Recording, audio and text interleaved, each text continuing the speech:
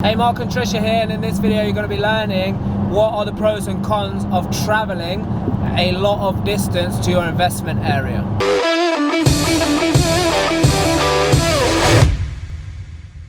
So we get questions asked all the time: how far should I travel to go and view properties, or how far away should my investment area be?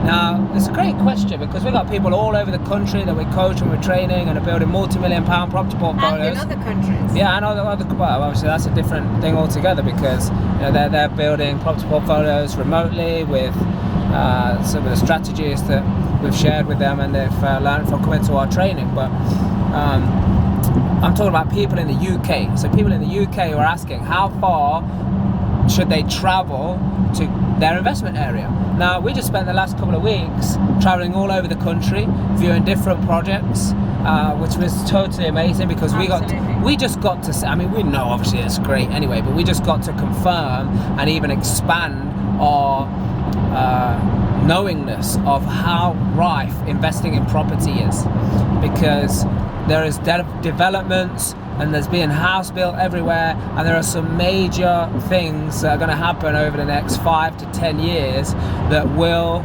determine how successful you're going to be in property. So you need to know about those strategies. But in this video, let's concentrate on what are the pros and cons of having to travel a lot of distance. So listen, I've said it a lot and I'll say it again. Do you live in an area? Like, comment below, yes, if you live in an area. So if you live there, at least one strategy works in that area. So I think I know what you're saying about the strategy, but like, I think what you mean is stay close to home with a strategy that works for you. So you've at least got an option of something working close by. It's based on your due diligence. So if you've got areas that are surrounding you, give yourself like an hour radius of all the areas that live and surround you, and just find out what strategies best work across an hour radius from you. Yeah, but in this video we're giving the pros and cons of travelling. So what about people? Can I speak and maybe I can give pros and cons? Yeah, sometimes. But like, what about people who live in London but they're gonna like invest in Doncaster? Yeah. So what I'm saying is the pros. So there are pros in certain areas of the UK.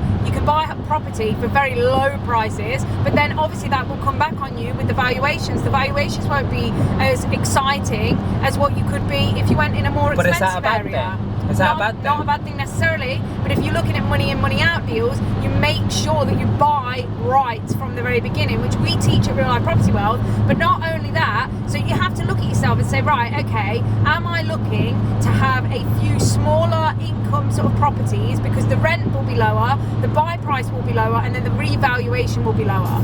But if you're looking for more money in, money out strategies that are going to be more larger income generating assets, then sort of looking around the Midlands region, West Midlands, and certain areas up north are certainly very, very lucrative. And areas around London work very well, like you've got Heathrow and like Lincoln areas. We're not talking about areas right now. We're talking about travel. But we're talking about distance. Like, is it beneficial to be able to travel a long distance? Because if you're going to travel distance, then that opens you up to having multiple different areas, doesn't it? Yeah, absolutely. But the thing is, what is the time that you're spending travelling worth? Because if you've got an area... So are you trying to say don't travel? Is that what you're saying? No, just full stop, don't travel? Absolutely not. But obviously you have to value your time. Oh, sure. And is it worth spending a day travelling potentially up to 8 hours? Say you live 4 hours from your investment area. I know some of the tribe members have got areas like that. Or can you find, as a part of your power team, somebody to view these properties for you, or come to the Real Life Property World training and we'll help you get yourself into a position where you're only viewing properties that you're actually going to buy. So when you're going to the investment area, it's then worth your time because you've already got an asset that is going to add value to your portfolio, instead of wasting time doing 20 to 40 viewings in an area and getting no results. Okay, that's definitely right. Having a strategy where you're only going to view properties that you know are going to get accepted for the price that you are offering. That is very important because we see loads of people going all over the place and they turn up and they're not interested whatsoever in accepting the offer price that you're putting forward. So that's one thing. But the other thing is, like, what is the benefit of being able to travel? Surely, I mean, people are doing it. So what is that? It expands your different areas. Expands your different areas. It gives you properties that are maybe a lot lower in value than maybe in an area that you live in yourself. Forces you to grow it as a business, because if you're going to grow it as a business, you must have a team. You must duplicate your efforts. You can't be in all places at all times. And if you're living miles away and it takes you hours to get to and from your investment area, building power teams, it will force you to build teams, build a business, get systems in place so things are happening without you in the picture. So that's why I think another great benefit of investing or having to travel longer distances. What about if you're not traveling?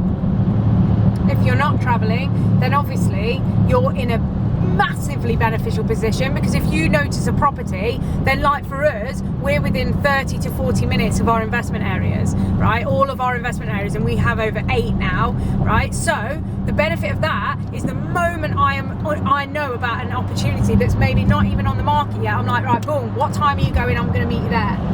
Yeah? If that's an asset that I like.